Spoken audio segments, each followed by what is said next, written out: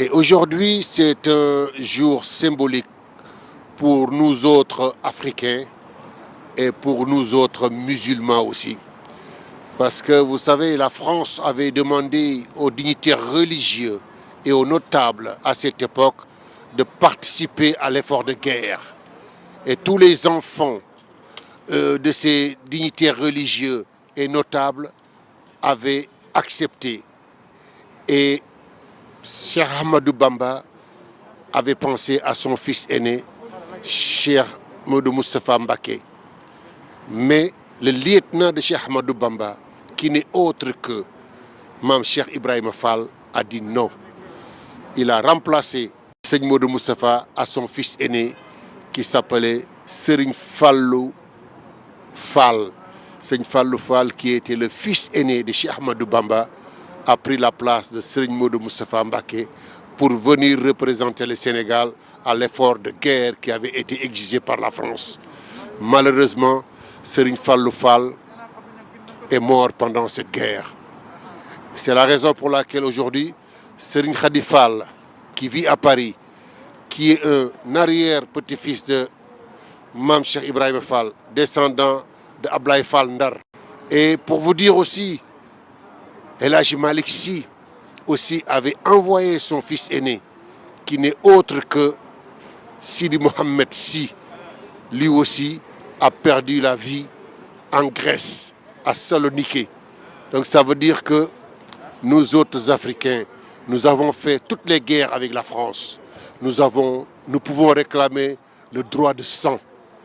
Je suis ici dans un lieu symbolique qui est l'Arc de Triomphe pour déposer des gerbes de fleurs pour les soldats disparus. Qui sait, peut-être le soldat disparu est un Sénégalais, un Malien, un Guinéen. Mais jusqu'à présent, les corps de ces figures ne sont pas trouvés. Et Serigne Khady Fall est en train de faire un effort pour qu'on puisse faire une traçabilité de son aïeul, de son ancêtre qui est Serigne Fallou Fall. Donc au nom de tous les mourides de France, au nom de tous les mourides de Marseille que je représente ici, je dis on est fiers. On est fiers de Serigne Fallou Fall et on est fiers d'être des Français d'ailleurs. On est né ailleurs, mais on était Français. Mais aujourd'hui, le contexte fait que quand on est noir, on est un petit peu discriminé dans ce pays. Et avec l'islamophobie qui existe dans ce pays, nous sommes des musulmans, nous sommes fiers, nous sommes à la fin du mois de Ramadan. Et je prie pour tous les musulmans du monde, et particulièrement les musulmans de France, que Allah valide leur Ramadan. Et prions aussi que la Covid-19 aussi puisse partir en même temps que le Ramadan. Que la paix règne ici en France, là où nous gagnons notre pain, et que la paix règne aussi au Sénégal. Vive la France, vive le Sénégal. La cérémonie de débauchère en mémoire de M. Séringué Fallou Fall, fils aîné de Mam Cheikh Ibrahima Fall, mort pour la France, matricule 2222 durant la Première Guerre mondiale en 1918.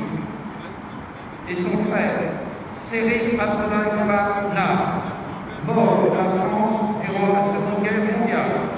La tombe devant laquelle nous nous sommes réunis est à la fois le tombeau connu sur ce nom et le cénotaphe de tous ses compagnons d'armes d'hier et d'aujourd'hui, morts pour la France sur le deux.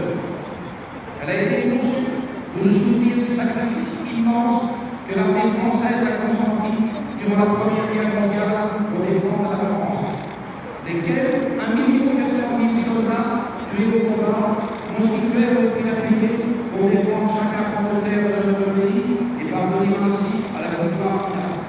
Ce soir, participe à la cérémonie le président de l'association Fallou Fall, Monsieur le consul du Sénégal en France. Au nord,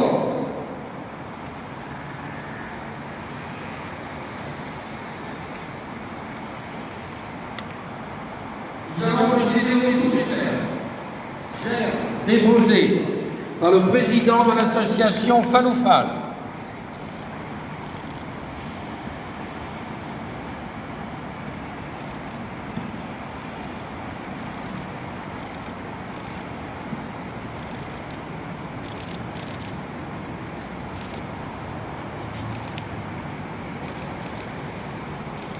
gerbe déposée par Abdoulaye Fall.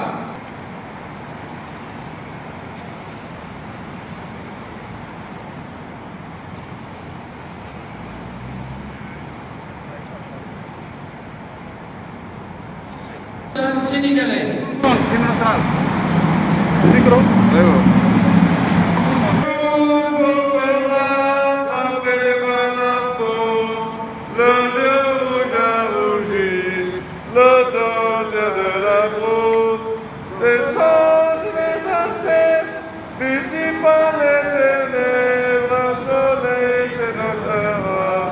Soleil, c'est notre espoir. Debout, frère, voici l'Afrique rassemblée. Fibre de votre verre et peau de notre peau. Mais plus que frères, Sénégalais debout. Unissons la mer et la source. Unissons la steppe et la forêt. Salut Afrique mère.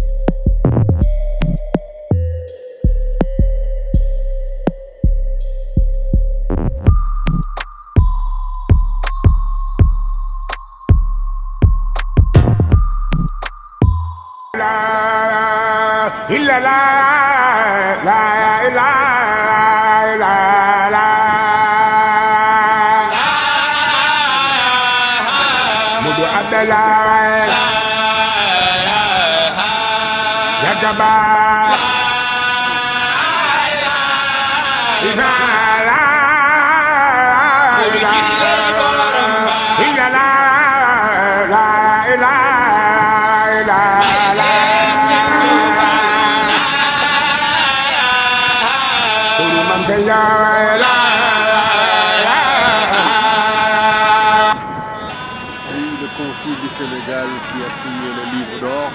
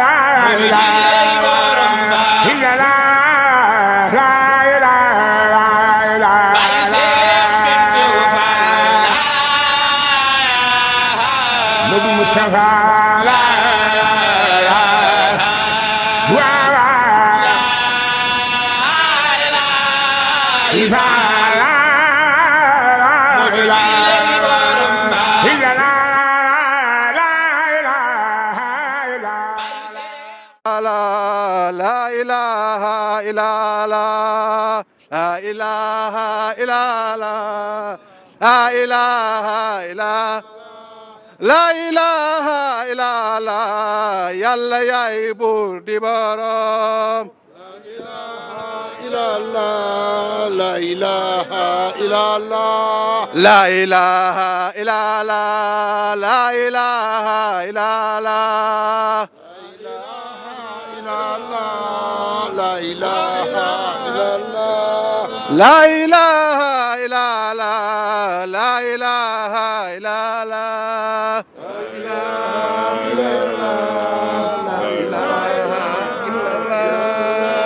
La ilaha illallah yàlla yaay buur di borom. La ilaha illallah.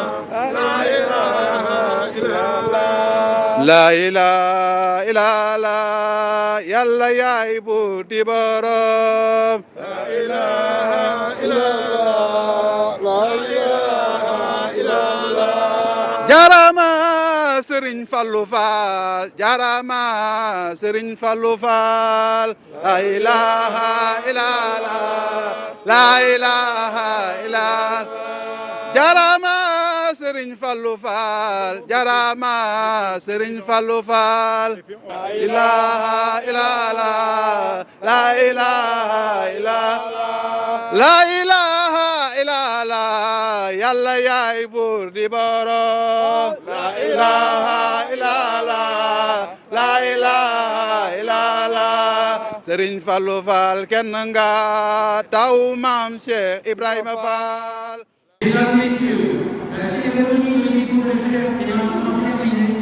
Nous vous remercions de votre participation. asalaamaaleykum wa rahmatulahi taala barakatuh yéen mbokk jullit yi yéen mbokk taalibe yi ñu ngi sant yàlla bu baax di julli ci yonent bi sallallahu alayhi wa sallam di sant Serigne Touba Khadim Rassoul di sant maam Cheikh Ibrahima Fall Lamp Baye Mouridina waaye nag di sant Serigne Mountakha Mbacké Al Bassir mi nga xam ne moo fi xalif général de Mouride di ñaan yàlla mu yàgg fi lool te wér waaye di sant tamit Serigne Cheikh Jëmb Fall mi xalifa maam Cheikh Ibrahima Fall ci kaw suuf di ñaan yàlla mu yàgg ci kaw ak wér ak Serigne Cheikh Bintou Fall mi nga xam ne mooy xalifa Cheikh Modou Abdoulaye Fall Ndar mooy mi nga xam ne nii mooy toog jotaayu Cheikh Modou Abdoulaye Fall Ndar yebal ñu ci liggéey bii nga xam ne nii tey ñu ngi fii ci Arc de Triomphe ànd ko sëñ Thierno Mbacke Mor Doj moom mi nga xam ne nii moom la waajuram mu tedd wa Serigne Falilou Mbacke joxoon carrière bi mu ko tuddee léegi sama yaram dafa daw carrière sëñ Abdoulaye Fall Ndar fa la doon tibbe xeer yi doon tabax jumaa ji sëñ bi mi nga jógee ba Marseille ànd ak sëñ Moussa Kouyaté bu nga xam ne nii kenn ku ne xam nga ko ci yoonu murit liggéey mi liggéey ci l'islam bi ak diaspora bi ak mbooleem comité yëpp ñu ngi fi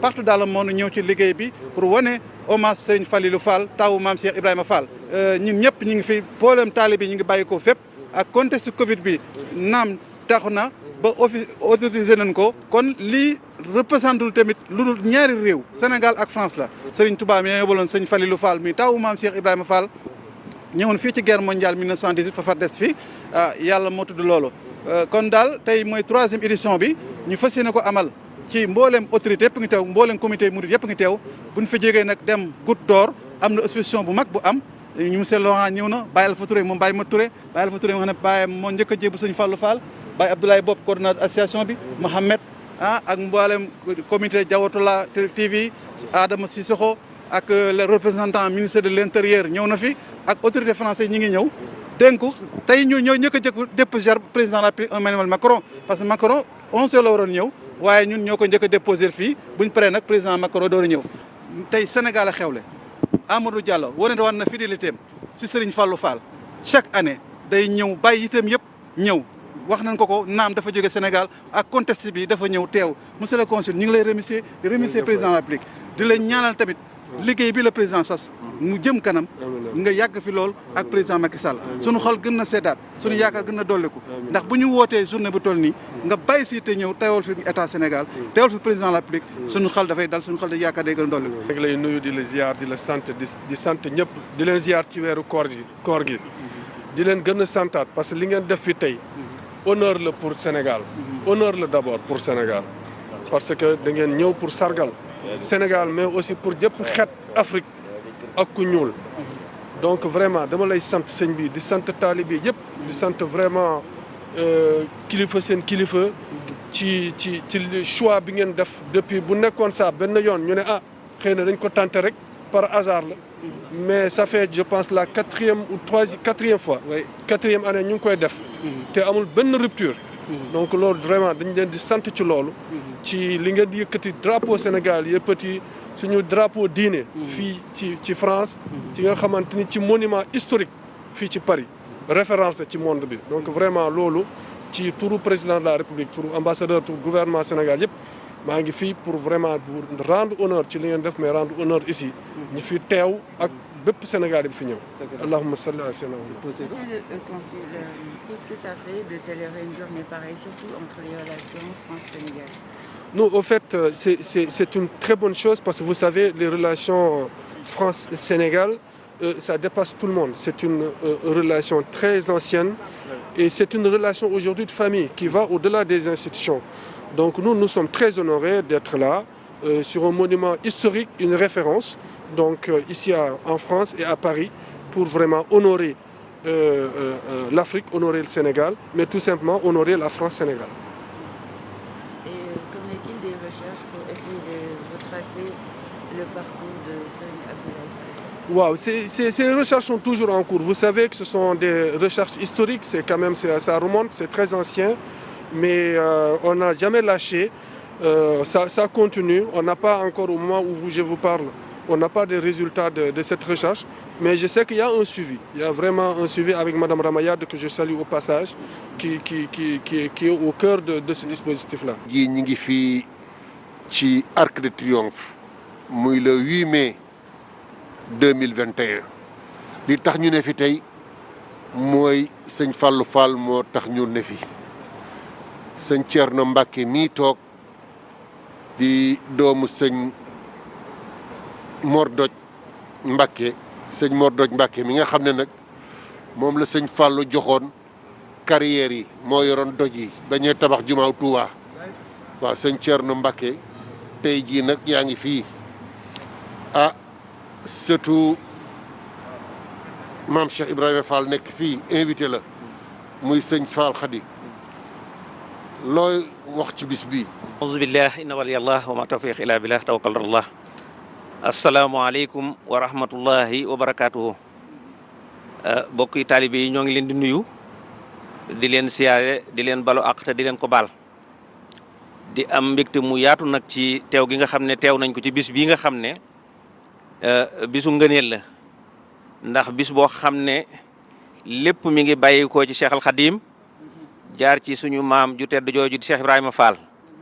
kon tey bu ñu yàlla baaxee ñu ñëw fekke si ko fii ci ndigalul sëñ Khady Fall mii nga xam ne wax dëgg yàlla taxawaayam ñëpp rafetlu nañ ko ci taxawaay bu rafet boo xam ne taxaw na ko ci yoonu murit xaasatan ci yoonu Baye Fall. yoonu Baye Fall nag bu ñu dee wax murit yoonu Baye Fall tax ñuy wax murit ndax ku ne xam na ne bàkku murit mooy ndigal ca ndigal ñi ngi ko xamee Baye Fall. ci biir présentation bi nag wax dëgg yàlla ñëw gi nga xam ne ñëw naa ko fii nekkul hasard ndax ñun sunu wayjur sëñ Mor Mbacké Doj ak sëñ Mor Talla Fall mi nga xam ne doomi Cheikh Ibrahima Fall la dañ leen a boole woon moo waraloon boo déggee sëriñ Moussa Ka di wax naan yii yaari taal la seeni taal duutul yim sëriñ Touba moo leen taaloon fa njaareem muy sëñ Mor Talla Fall ak sëñ Mor Mbacké Doj. kon nag bu ñu yàlla baaxee ñu ñëw fekke si bis bu tedd bii nga xam ne ñu ngi ciy sargal sunu wayjur di sëriñ Falilou Fall duñu am lu dul am ci mbégte di ñaan sëriñ bii nga xam ne moo koy taxawu itam ci taxawun wi gën a rafet yàlla yàggal taxawaayam ci yàlla yokk ay xéewalam ci yàlla wanale ko ak maamam yu baax yooyu nga xam ne ñoom la ñëw ba ci béréb bu sori bii mu di leen fi fàttaliku. kon daal ñun amuñu lenn lu dul nag di fàttaliku Cheikh Ibrahima Fall ci bis bii nga xam ne mi ngi tombe ak waxtu yi nga xam ne moom la gisante woon ak Cheikh Al Khadim ndax kon daanaka dara nekkul lu mbette dara nekkul li tubaab di wax hasard ndax barki démb rek dama dégg kuy waxtaan ci mbirum Cheikh Ibrahima Fall di laaj diggante gisante Serigne Touba ak Cheikh Ibrahima Fall ci ñaar fukki fan ci weeru koor wi mu am góor gu baax goo xam ne bañ ko koy laaj daf caa tontu boo xam ne tontu ba xikam la ndax dafa ñëw ne ko bàyyi ñun de dañ lay laaj Cheikh Ibrahima Fall lan nga xamoon ci moom góor ga ne tekk ba mel ne dafa xamul lu muy wax kooka daal di baamtuwaat laaj ba mu ne ko li nga wax dégg naa ko waaye Cheikh Ibrahima da daawul wax ak gone ndax amul woon jot mu ne ko da ngaa ndawoon ba mënut a waxee ak yow wala déet mu ne ko déedéet ndax bayal naa ko juróom-ñaari at waaye nag daal benn baat daal daan na dégg Cheikh Ibrahima di ko wax di jaar ci suñu kanam bu ñuy bay di ko wax daana wax naan yàlla fowut foluwut yàlla fowut foluwut joojee nag ba mu ko waxee ka ko doon laaj mel na ne da koo tontu bu gàtt waaye loola day alquran loola day daal di dëppoog inna allaha laa yuhibbul fasada waaye day dëppoog inna allaha laa yuhibbul mufsidin kon nga xam ne Cheikh Ibrahima Fall daraam du daray caaxaan léppam dëgg la kon tey jii Cheikh Sëñ Touba bu fekkente ne tey ñëw nañ di ko tudd tey jii Cheikh Ibra Fall bokk na ci ñi tax ñu di ko tudd kon nag ñoo ngi rafetlu seen taxawaay bu baax di leen sant di ñaan yàlla ngeen yàgg koo taxawu ci barke bi yonent bi sallallahu alayhi wa sallam wa bi barakati Cheikh al Khadim ak daraje Cheikh Ibra Fall mi tax ngeen di ko def. Je suis venu là pour voir Serigne Fallou Fall, Mame Cheikh, pour rendre hommage dans un endroit mythique, quelque chose de éminemment symbolique, notamment l'Arc de Triomphe, où on a posé même le soldat inconnu, où beaucoup d'historiens disent c'est un noir, parce qu'il avait perdu sa matricule, c'est pour cela on l'a dit, un soldat inconnu. Et Mame Ibra Fall a le même presque parcours que de ce monsieur-là. Vous avez vu, l'histoire nous ramène entre les deux, du soldat inconnu et de Mame Ibra Fall. Voilà, nous sommes venus ici honorer en fait un tirailleur sénégalais, Monsieur Fall. Et en fait, nous venons parce que nous avons créé une exposition sur les tirailleurs sénégalais avant, pendant et après la Première Guerre mondiale. Cette exposition actuellement a été installée au niveau de la Goutte d'Or. Elle y sera toute la journée. Et nous sommes très heureux de participer à cet événement qui commémore l'intervention, la participation de tous les tirailleurs sénégalais à toutes les guerres, pas seulement la Première Guerre mondiale, mais la Seconde et les autres guerres qu'a connu la France dans le monde. Nous sommes là dans le cadre d'une exposition sur les tirailleurs sénégalais. C'est lors de la commémoration de la Première Guerre mondiale que nous avons créé cette exposition. Elle a fait plus de 40 villes ici en France. Elle est toujours en itinérance. Elle est au Sénégal actuellement. Et nous étions également à Madagascar avec cette exposition. Donc si nous sommes aujourd'hui, c'est pour honorer bien sûr un tirailleur, mais nous voulons commémorer tous les tirailleurs qui ont participé à ces guerres, voilà, ces guerres qu'on a vécues, la première et la deuxième, et puis d'autres guerres qui n'en finissent pas. Voilà pour nous notre présence ici aujourd'hui. J'ai participé bien sûr à la confection des panneaux composant l'exposition sur les forces noires, les tirailleurs sénégalais, qui est visible aujourd'hui à la Goutte d'Or. Et je complète en disant qu'à cette occasion, nous avons monté également un petit film, une vidéo, reprenant les différentes séquences de la vie d'un tirailleur sénégalais pendant la Première Guerre mondiale. Kasopu Bamba te topu Bamba tawan ñu Bamba janeer ba faala Kasopu Bamba te topu Bamba tawan ñu Bamba janeer ba faala kayewu jar xam bani ar te jub ni nër siraaji faala soppu ko war na toppu ko war na xamle ko jot na ngir lamp faala kayewu jar xam bani ar te jub ni nër siraaji faala hakim bu mag ba jantub ngëneel ba gawar bu mag ba Seex Ibra Faala setal na ruya te wulli xol ya te sol ca mbóot ya mam lamp faala jëfam jërëy na payam nga mat na cëram balaw na mam lamp faala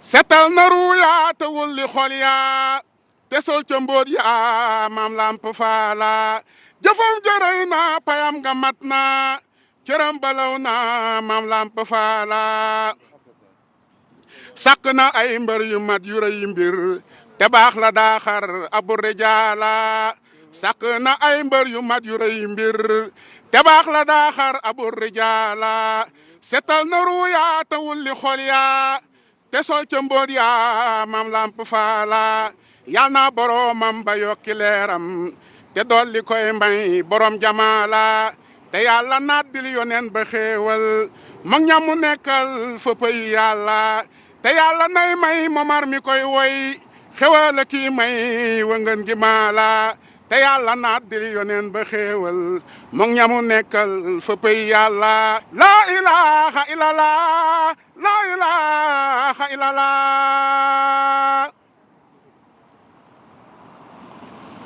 Cheikh Bamba feeñal Cheikh Ibra leeral jëfam ba àggal cey lampiyoon wi cey sawru say njaay la Bamba doon jaay yaa ko jënd xëy di lampiyoon wi jëf nga ba àggal te mësta ruubal moo xam ne jébbal cey lampiyoon wi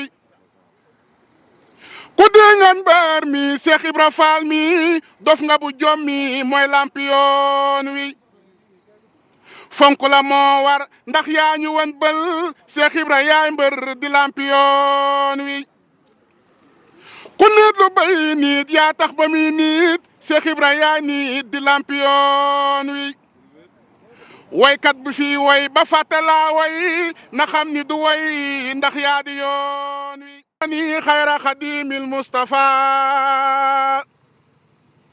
fa innani axdimahu bi Mustafa man sannani xayra xadimil Mustafa fa innani axdimahu bi Mustafa axdimahu ila duxulil janna daaril xaraari wal muna wal minna man zanna annahu yakunu abada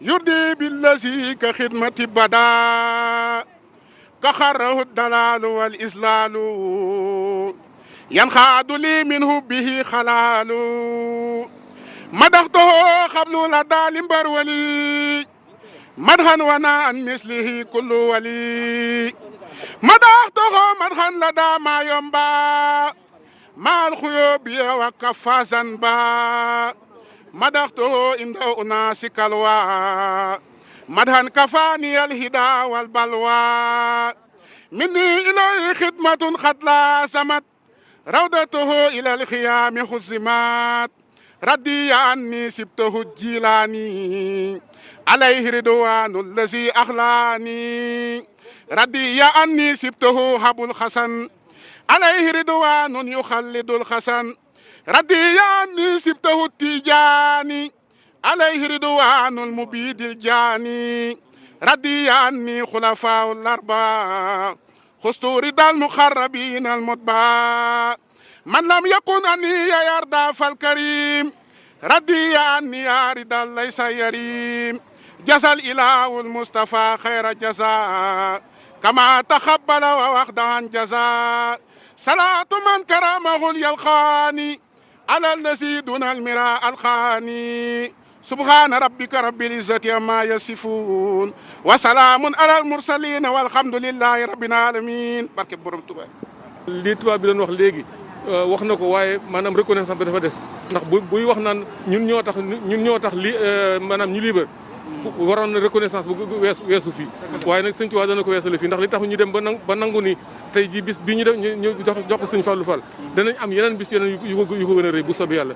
Ce jour, c'est une journée assez importante pour nous et une commémoration très très importante. Nous, en tant que descendants qui sommes nés en France, qui ont grandi en France, c'est très important pour nous de faire ce devoir de mémoire qui est là pour commémorer nos morts et le sacrifice de tous nos ancêtres et pour nous rappeler que nous sommes rattachés à une culture, à une tradition, à une terre qui est en nous, qui fait partie de nous. Donc je remercie énormément les associations présentes ici, tous les gens présents ici, pour cet événement qui est d'une très haute importance pour nous tous.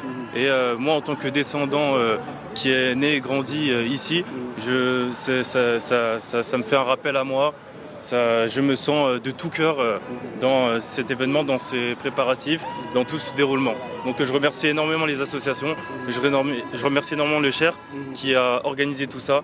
Et grâce à Dieu, l'année prochaine, Inch'Allah, on pourra refaire un événement pareil d'une telle ampleur et pour les années à venir. Merci beaucoup.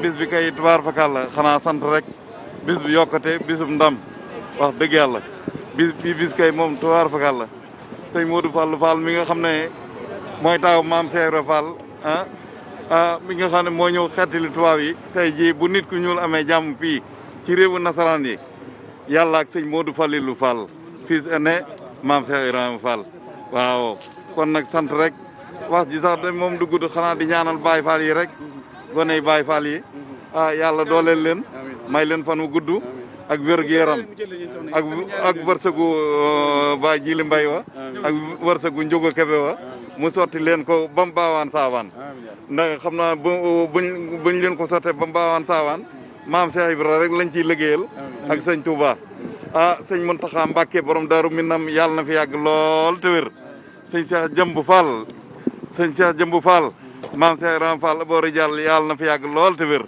barke maam borom Touba Mbacké njaareem yàlla nañ borom may fan wu gudd ak wér gu yaram mucc ak wér jàmm ak xéewal teraangay àddina ak jàmm yamal xiyam barke sëñ Cheikh Fall Baye Góor Fall ndigal. bisimilahi rahmaani rahim asalaamaaleykum wa rahmatulahi taala wa barakaatu. maa ngi nuyu mbooloo mi yëpp di nuyu waa association bi. di jël nuyoo suñ sëriñ Cheikh Mountakha. di ko teg ci loxoom sëñ Cheikh Khady Gueye mu tegal ma ko ci loxoom. di ci teg maam Cheikh Jëmb Fall mi ci suñ maam Cheikh Ibrahima Fall tey. lii nag di lu am solo ndaxte bu ñu taxawee fii tey di wax ndax suñ maam yi nga xam ne ñoo demoon ca guerre ba des fa. ba jàmm am ci dëkk bi moo indi lii lépp kon nag lii ñiy toog fii di ko défendre lu ñu war a défendre la ñu ciy sant sëñ Cheikh mi ko jiite ñu ànd ko moom ba fii.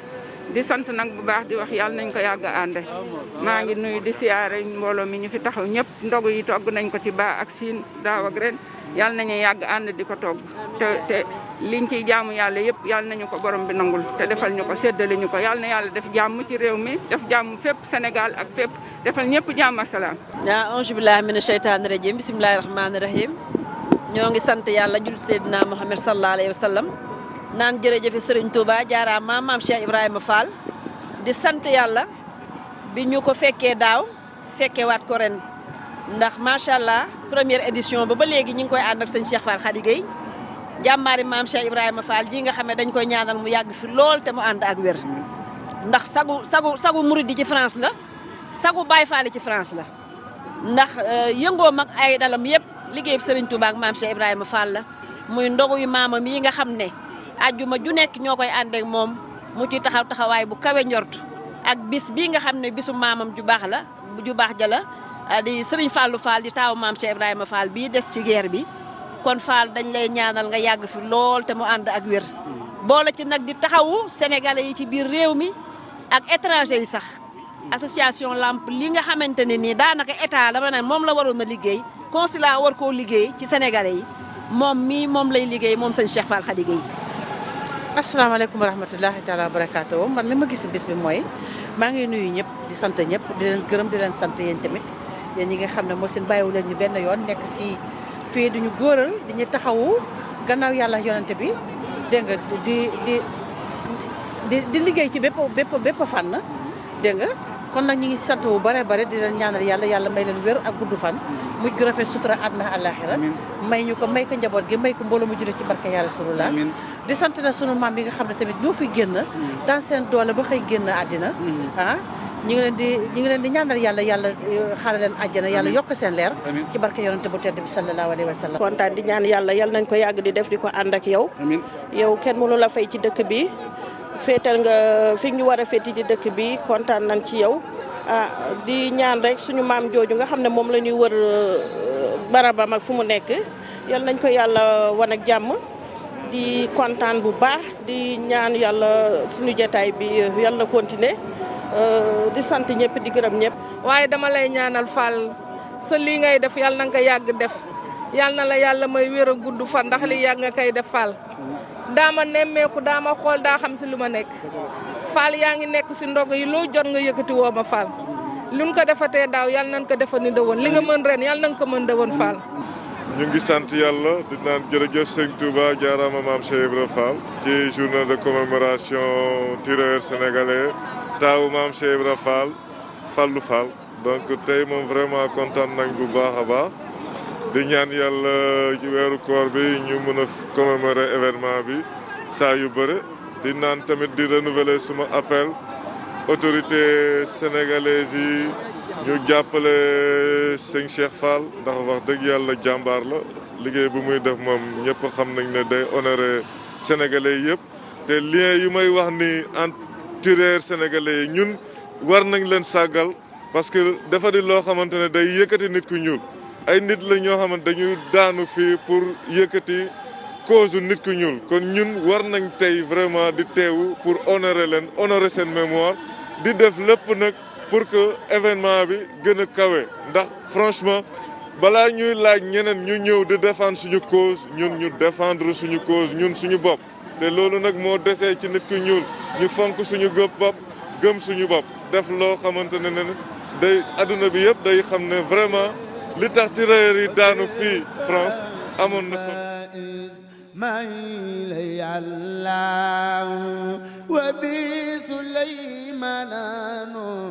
يونس اليزاي وزكريا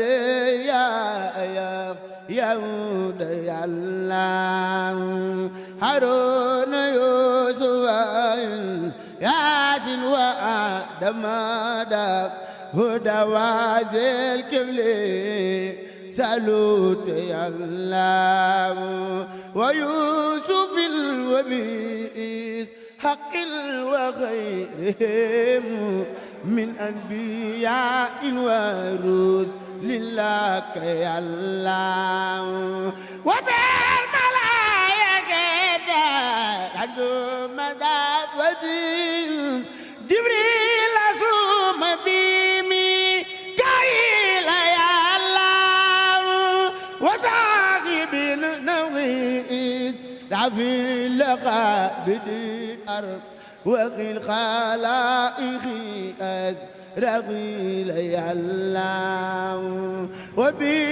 وبصحابتي ثم الأولياء إيمان والحاملين من sur Paris, ça prouve aussi que qu'on est par l'armée pour que au niveau du gouvernement tout le monde puisse se comprendre et comprendre. Nous c'est le langage petit, on disait vinaigre entre guillemets. Mais en fait c'est un langage qui a été créé par l'armée française, c'est simplifié. Aujourd'hui le modèle c'est les protestants, l'animisme, l'islam. Vous n'êtes pas oui. C'est beaucoup quand même. Oui, différent. Ah, grave. En fait, il y a par exemple celui-là, c'est son père qui était tirailleur, qui a été à la Première Guerre mondiale. Et c'est lui qui est à côté. C'est son père. Il était né en 1895. Là, on a aussi un monsieur qui est guinéen, une guinéenne, et qui sont les grands aïeux. Les grands hommes ont participé en particulier à la guerre de Verdun, demain, en tant que grand gardier. Et là, il est décédé. Et après, il y a d'autres hommes qui sont oui. On permettait à chacun d'exprimer sa religion. Et là, on a ce qu'on appelle le tata. Le tata qui est la copie de mosquée. D'accord, ça j'ai pas vu. Voilà, ça fait juste. Donc, au fait, il faut vraiment, si on veut bien voir les choses, il faut aller à Fréjus. Ah, c'est un Fréjus? Oui. Je pensais que ça tombe beaucoup. Non, non, c'est un Fréjus. Oui, justement, c'est une copie, oui. Oui, c'est une copie. Oui, plus petite, je pense. Ah, bien sûr.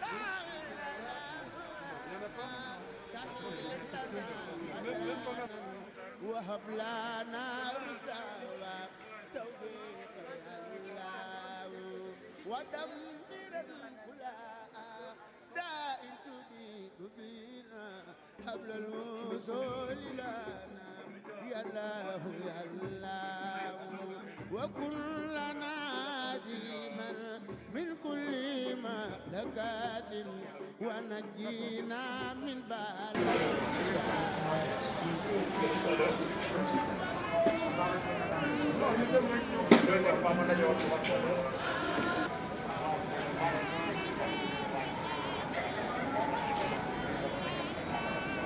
En tant que structure associative, d'être sur un territoire comme ça, et puis du coup quand les autorités sénégalaises aussi se déplacent, c'est quand même une reconnaissance, c'est très important. Bon, quand vous rencontrez aussi les autorités locales ici, mais c'est toujours bon signe. Parce qu'au moins, ça traduit quand même un intérêt partagé, quoi. Et je trouve ça très, très important. Et pour la journée d'aujourd'hui, franchement, moi, je pense que c'est une belle occasion. Ouais, c'est une belle occasion. Il n'y a pas que les Sénégalais, on s'est rendu compte, mais c'est vraiment l'Afrique, quoi. Parce que les Maghrébins étaient là depuis le matin. Et les gens qui regardaient l'expo, pour certains qui ont vécu peut-être la guerre, voilà, quand ils voient des noms, par exemple, Jaurès, je ne sais pas, de l'autre côté, mais voilà, ça les déchire un peu. Parce qu'ils se disent non, mais pourquoi ils ont mis ce nom-là? Ah, ça, moi, j'entends. Le but du jeu aussi, c'est ça. C'est de faire émerger l'expression pour ceux qui ont été témoins de cette histoire-là ou ceux qui ont quand même vécu cette histoire à un moment donné. Bon, pour nous autres, peut-être, voilà, bon, c'est quelque chose qu'on apprend. On essaye de le vivre autrement. Mais ça ne sera pas le même vécu que, par exemple, des gens qui étaient là, témoins de l'histoire, qui l'ont vécu dans leur chair, qui ont été victimes du racisme, de discrimination, de tout. Ces gens-là, en fait, voilà, ça les donne des souvenirs. Ça fait refouler, quoi. Enchanté. Serigne Fall Fall, c'est fils aîné de Mame Cheikh Ibrahima Fall, c'est fondateur de Baye Fallisme au Sénégal. Donc il est venu ici à la guerre mondiale 1918, la première guerre. Vous savez que Cheikh Ahmadou Bamba, c'est le grand chef de religieux au Touba. Tout le monde connaît au Sénégal. L'époque, quand les Français à la guerre mondiale, la perte de la guerre, le Blaise Diagne, le premier député noir de l'époque, il a parti au Sénégal voir le Cheikh. Le Cheikh, il a donné son fidèle, Mame Fallou Fall, fils aîné de Mame Cheikh Ibrahima Fall. Il est venu à la guerre mondiale 1918. Jamais retour au Sénégal. Il est soldat inconnu. L'association, chaque année, dépose gerbe sur l'Arc de Triomphe. Chaque année, nous faisons une collaboration avec le SOS Casamance, Solidarité Internationale, M. Amadou Silla, pour montrer le Sénégal pourquoi il participe sur la guerre. Nous remercions beaucoup, remercions M. Amadou. Donc, vraiment, c'est quelqu'un de bien. Il aide beaucoup. Il travaille beaucoup sur la communauté. Il est côté chez vous. Moi, je suis 13e. Et nous travaillons ensemble. C'est pas grave, il faut venir chez nous. Voilà. Donc, je suis très content de nous rencontrer avec vous, monsieur le maire. Tout à l'heure, nous, à la culture, on dépose la mémoire Serigne Fall Fall. Tout le monde est content. Il y a beaucoup de monde partout qui vient pour la mémoire. Donc, nous remercions beaucoup avec toute la famille Serigne Fall Fall. Notamment Amadou Silla d'avoir pris l'initiative de faire venir ici dans le 18e rue de la Goutte d'Or cette exposition qui nous donne l'occasion de redécouvrir une partie de l'histoire commune entre la France et le Sénégal, mais en fait entre la France et beaucoup de pays africains, parce que finalement l'histoire qui est racontée aujourd'hui est très large et elle recouvre des périodes pendant lesquelles nos deux pays ont été en contact, et moi je suis très heureux de pouvoir visiter cette exposition, apprendre des choses. Je pense que beaucoup d'habitants du 18e vont apprendre beaucoup grâce à cette exposition, et puis avoir l'occasion de se retrouver pour des moments sympathiques autour d'une mémoire qui doit être partagée. Parce que si elle n'est pas partagée, si elle n'est pas connue, et connue en France et connue en Afrique, alors c'est une perte de la capacité de créer du lien. Et donc vraiment merci beaucoup à toutes et tous pour votre présence ici, et puis merci de continuer à faire vivre cette mémoire.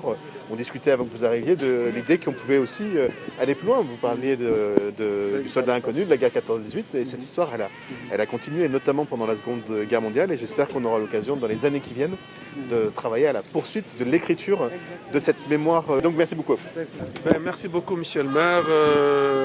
Tout d'abord, je tiens à féliciter les associations sénégalaises qui ont vraiment organisé cette journée de mémoire et de revisiter l'histoire des tirailleurs sénégalais. C'est émouvant et à la fois important pour nous parce qu'on ne peut rien construire sans l'histoire. Et aujourd'hui, on se rend compte que vraiment que les liens entre nos deux pays sont très forts. C'est un lien de sang, c'est un lien humain et humanitaire, c'est un engagement des deux côtés et c'est un engagement, on peut dire, mondial parce que ça va au-delà des relations France-Afrique de façon générale. Donc je voulais vraiment vous remercier de nous faire cette piqûre de rappel parce que c'est toujours important de se rappeler que la construction du monde, ou en tout cas des pays ou des continents ou des territoires, ne vient pas de nulle part. Donc il y a eu des histoires, et ces histoires, on les assume complètement, on les décomplexe aussi, il faut les décomplexifier et aussi aller de l'avant. C'est sur ça qu'on peut construire donc, des chemins de convergence entre les territoires et entre les hommes.